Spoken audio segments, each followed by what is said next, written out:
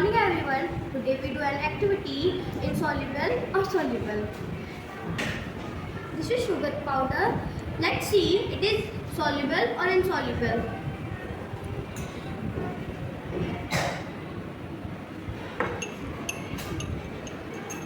It is soluble. This is salt. Let's check it is soluble and insoluble in water.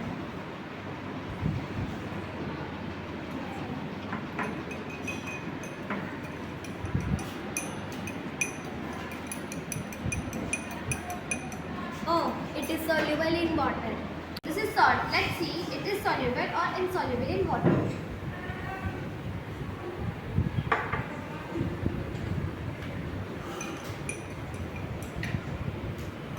You can see it is soluble in water.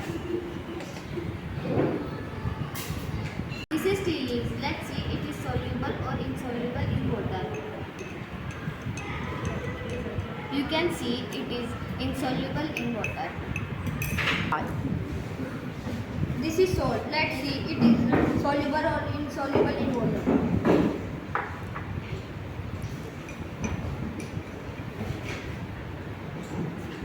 It is soluble in water.